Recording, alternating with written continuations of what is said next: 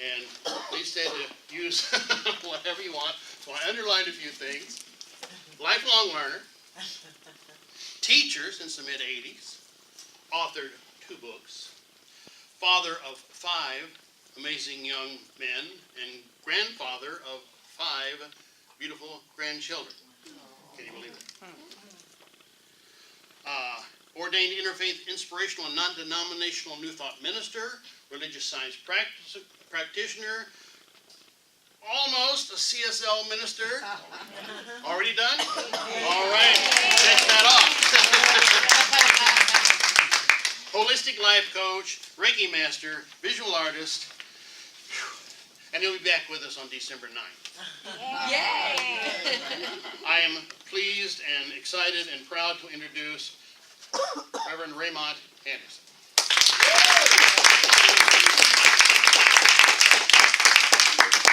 Thank you.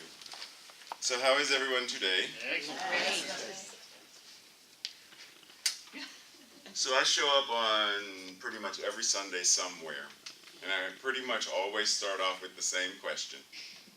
And you would think that at a certain point everyone would understand,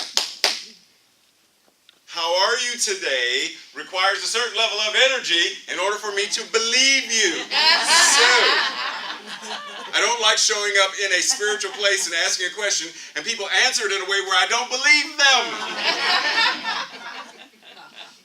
So let's rewind. Try this once again. How are you today? Okay, see, that's a little bit more believable. Because, see, the thing we're talking about today is this thing called wholeness, right? And when I ask the question, if I were to ask it, I'm not asking it yet, but I'm going to be asking questions later. But right now, just marinate on the idea. If I were to ask you, you know, man on the street coming up to you with a microphone to ask you, are you whole? What comes to your mind? First of all, is it a yes-no question? Like, do you immediately come to mind with a yes or a no? Or do other things come to your mind where, well, I need to know what you mean by whole in order to answer the question. So then it becomes questions upon questions. But plain and simply, based upon what we know here in this setting, what comes to your mind when you think, am I whole? Because it's one thing for us to talk about, we know source, spirit, God, the Tao, whatever name we're using. We understand that it is whole. It can't be anything other than whole. It's all there is, whole. But when it comes to us, realizing it's all there is. So if it's all there is, then it must be where I am, what I am, from the top to the bottom, from the surface to the deepest recesses of quantum particles and waves. It is all that I am. And yet, there's this mental part of us that says, well, yeah, Buddha, whole. Jesus, whole. Mother Teresa, 99% whole. Me, I'm more like 2% milk. Like on my good days, I might get to a 4%, but normally I'm at a 2% milk kind of person because I don't feel that. So then the question comes down to then, why not? What's going on in our lives that is causing us to have this unawareness? Anybody in here ever hear the story about this guy? It happened a long time ago. It was in the news and everything. This guy who got crucified. And like, I know some people don't do the news, but it was on the news. And he gets crucified and a whole bunch of stuff happens. And one of the things at the moment, according to the reporter, at the moment of his death, there was this temple, and in the temple, there was this curtain or sheet or something. I'm not sure exactly what it was, because, you know, CNN reports differently than, you know. So I don't know what exactly it was, but there was some kind of partition that at the moment of his death, this thing ripped in two.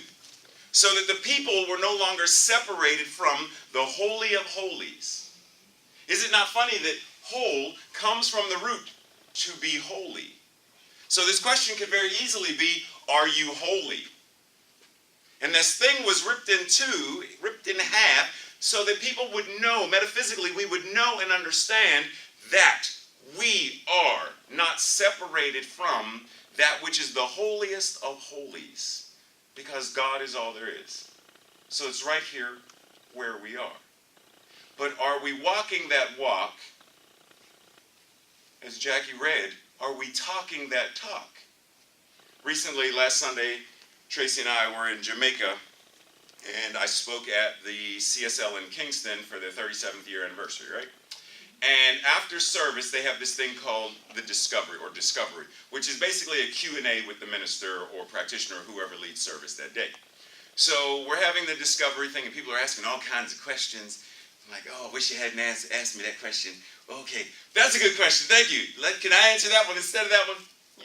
But at the end of it, this gentleman asked the question, basically saying, is it presumptuous of me, or anyone, to say that I am God?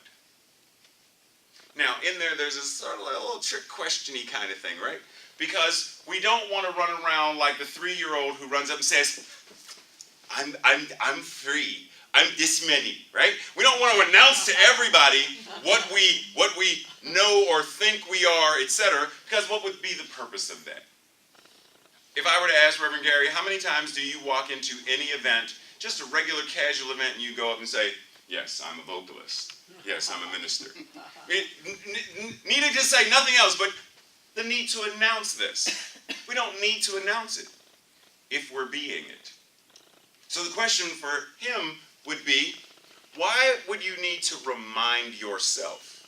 Because there's no reason for us to announce it, right? You don't need to stand on some pedestal and announce this. But it comes down to, what do I need to do for me to remind me of who and what I am? There's this book that I'm reading, Walk Like a Buddha, right? And in the introduction, this man starts off in the introduction, something I would like to share with you. He says, Zen master Suzuki Roshi turned to his students and said, all of you, every one of you, are perfect just as you are, and you could use a little improvement. That seems to be the case with all of us. We are already perfect. We are already Buddha. And we need to stop acting from the basis of our own confusion. The slight shift toward improvement that Suzuki Roshi mentions is based on developing unconditional faith in your own ability to be awake. It is recognizing that the mess aspect of who you are is transitory, while the awake quality is always available and always present. When I was studying martial arts, there was this Zen samurai quote that said, and it's gender specific, but it said, the man who has attained mastery of an art reveals it in his every action. If I know that I'm whole, how am I revealing it? If I know that I'm perfect, how am I revealing it? If I know that I am complete, how am I expressing and living and moving and having my beingness from that awareness?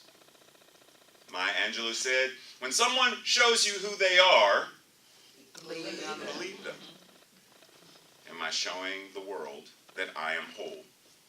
Am I showing the world that I'm complete? Am I showing the world that I'm perfect? Or am I showing the world that I understand this as a theoretical idea, but not as a practice?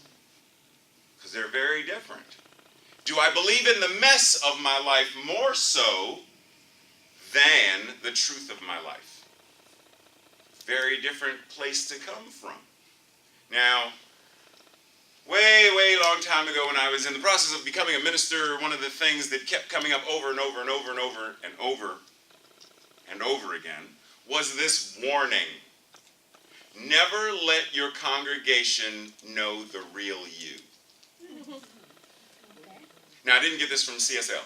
Let me preface that. So, that's what I said, long time ago. So when I first was becoming a Christian minister, then an interfaith and interspiritual minister, etc., this warning kept showing up over and over and over again. And then eventually I come back to New Thought, and it's still in there, and I'm questioning, why would they warn people of that? And the idea is, people like the facade more than they like the truth. it's easier for me to believe that you're the minister, you've got everything, you got this. Your life is perfect. That you don't get depressed, you don't overeat, you don't you don't eat cookies, you don't, because you're perfect. You're like Jesus. Jesus was here and he didn't sin, according to what they said. He didn't sin.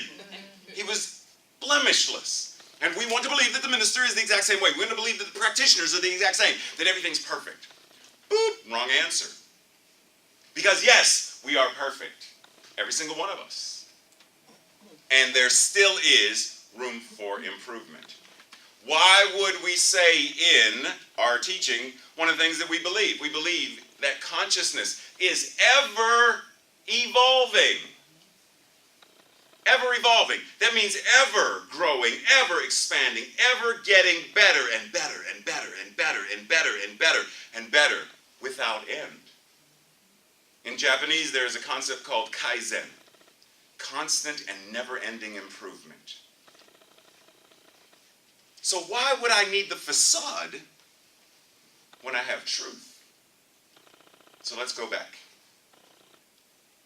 How are we putting into practice on a daily basis this idea of what it means to be whole, to be holy, to be perfect, to be complete? So that when the stuff comes up, we have a practice in place.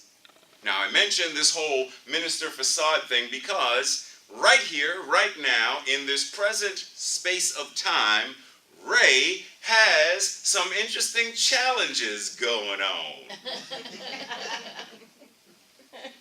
So if you're one of those ones who likes the facade of believing there's the door, I invite you to step out for a moment because Ray's getting ready to get real for a second. So my mother was recently diagnosed with Alzheimer's. Not just early onset, but it's there. My brother, who's right above me, recently had a stroke, and he's the primary caregiver. And he contacts me fairly often. While we were in Jamaica, he must have called me, and I told him, the phone's going to be off while we're gone because I'm not paying for an extra SIM card stuff in international waters. Call 20 times, text 37,619 just to let me know how heavy he feels. And yet, before I was leaving, I said, I'm going to Jamaica, blah, blah, blah. Didn't ask why. When I got back, didn't ask how it was. No one in my family did. So there's this thing called illness, this thing called disassociation and dysfunction of family. Then there is this thing called my experience of herniated disc in my spine. My experience of the specialist telling me that there is bleeding on my spine. It's not there now, it has healed itself, but that there was. My experience of my left hip right now being in pain. My experience of going to the GI doctor for a colonoscopy and them telling me, oh, we didn't find cancer or polyps or anything, and yet because of an experience you had years ago when you were raped, there's damage and we need to do surgery. Talk about painful. And yet, in the midst of all of this, I know there is a practice that I can put into place called meditation, called mindfulness. The song that Reverend Gary started off with said, when I pray, I go deeper. If we are going to be God, incarnated and in these human forms, then everything we do becomes prayer. When I wash dishes, my heart goes deeper. When I do laundry, my heart goes deeper. When I have coffee with friends, my heart goes deeper. What could we possibly do that is not an opportunity for our heart to crack open, to go deeper into the realization of who and what we are? And yet, there are those moments when things happen. Pain shows up, fear shows up, etc. shows up. And what are we called to do in that moment? Several weeks ago, I was at CSL Columbia Oneness, And I made this analogy about what forgiveness is because a lot of people, we still run from the idea of forgive. Because we still think that forgiveness means I'm allowing you to continue to abuse me by forgiving you. And yet it's not.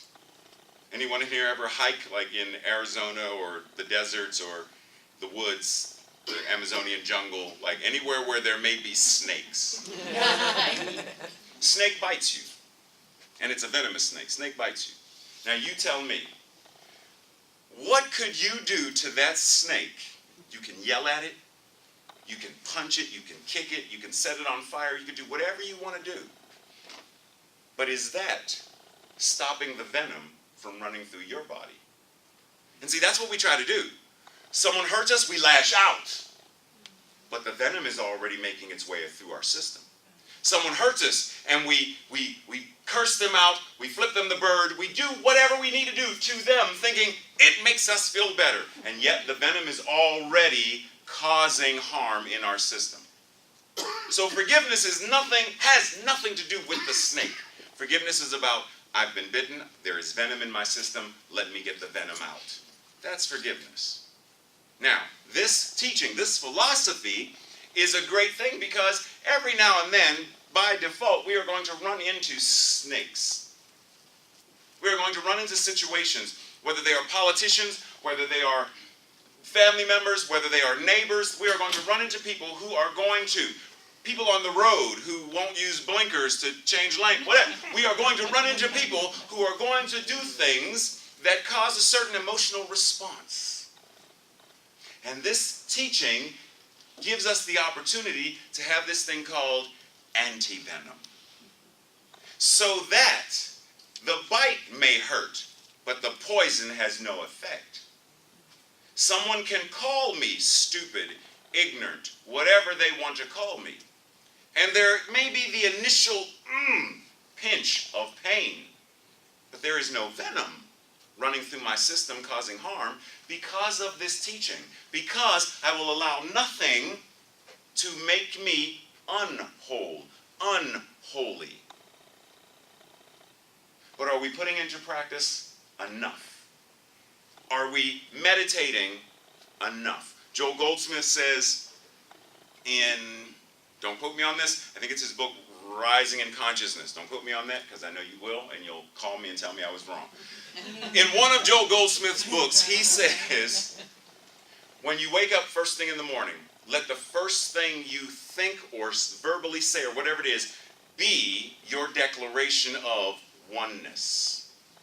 So as soon as you wake up, before you go to the bathroom, before you brush teeth or hair or smooth what's left of hair, before you do any of that, let the first thing out of your mouth, in your mind, be, I am that. I am. There is only one mind. That mind is God's mind. That mind is my mind right now. That mind is magnificent. And if it is my mind, then my mind must be magnificent as well. Just one statement of truth. And he said, with that one statement of truth, you have meditated more profoundly than someone who is doing 47 hours on a mountain out in the middle of nowhere going, om, om, om, om, om, om, om, when am I home? Because you have allowed yourself to go deeper with that one truth than someone who goes on and on and on.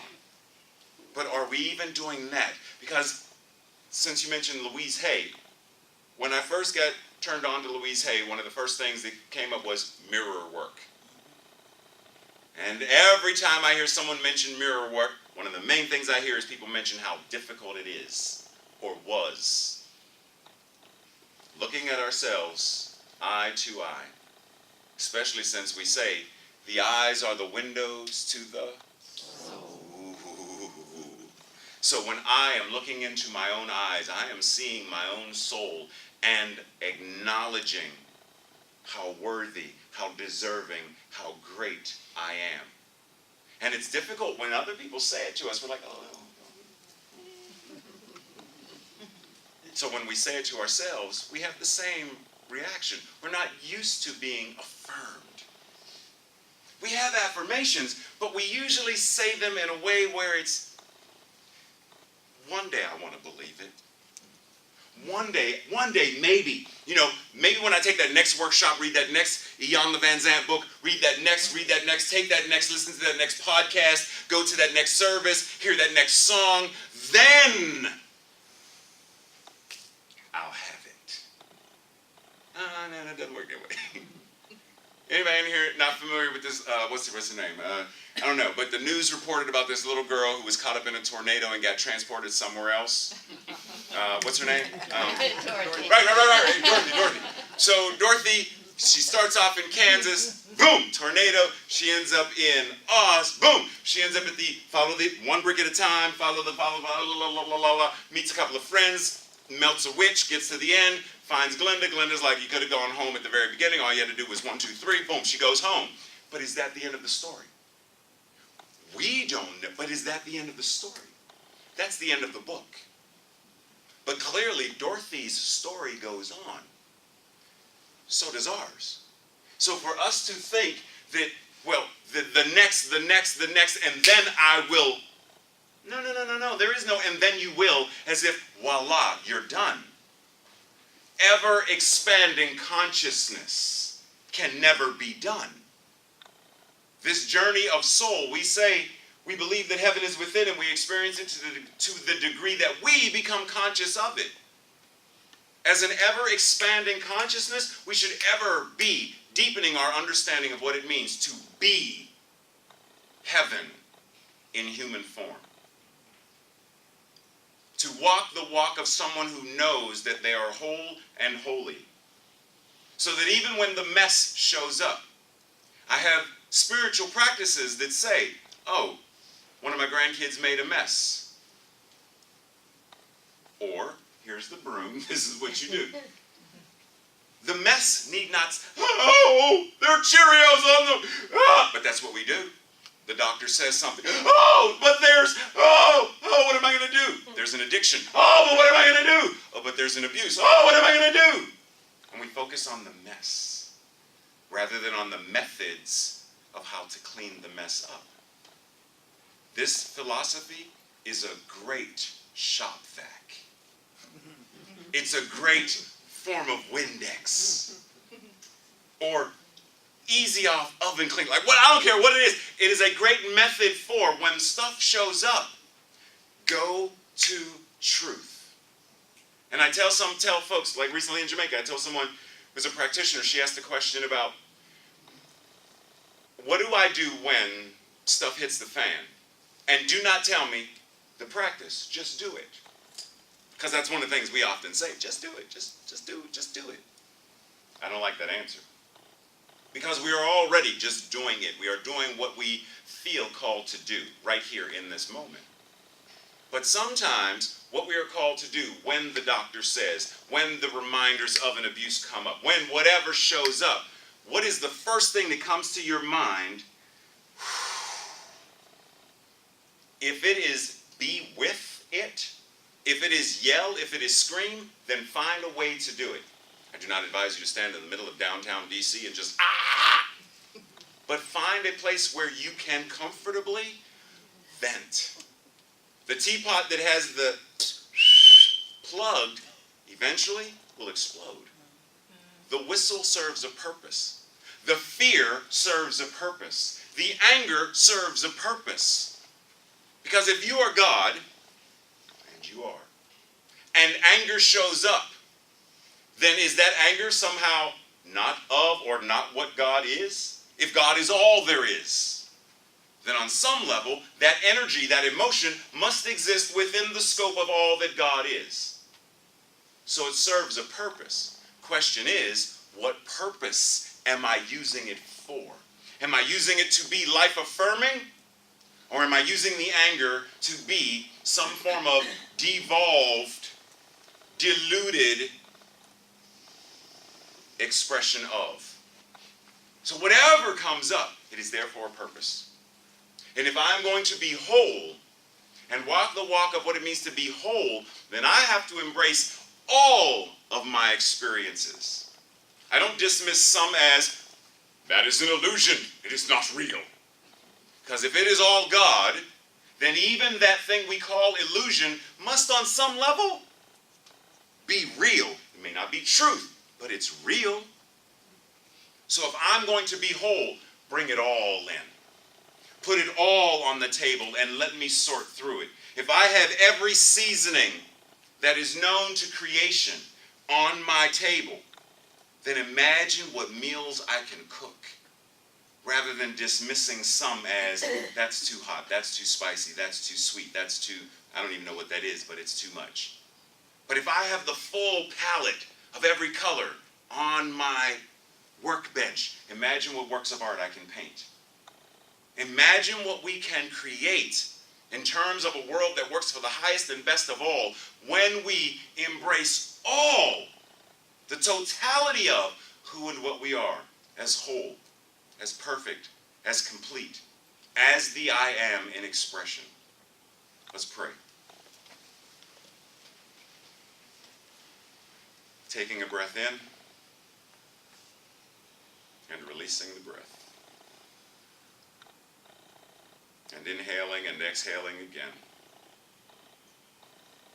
Unconcerned with where the breath comes from or where the breath goes, but simply breathing right here, right now. And as we breathe, we acknowledge that it is not we who are breathing ourselves, but that it is the universe breathing itself as us. God inhaling and exhaling in this incarnated form. And the truth I know from this place of surrendering to the breath is that God's source love is all there is. It being all there is, it must be whole. Not simply whole, but wholeness itself.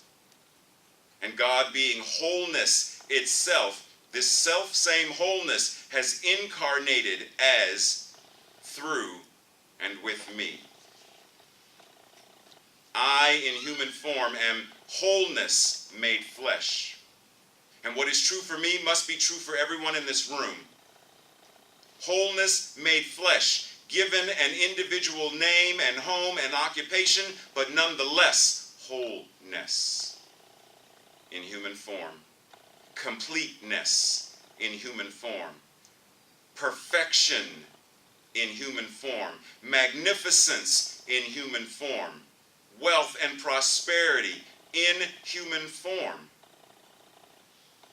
Knowing this, I know that the feeling of scarcity, the feeling of abuse and pain and anger and sadness and addiction and trauma and fear, the feeling of these, while being part of my experience, are not the truth of who and what I am.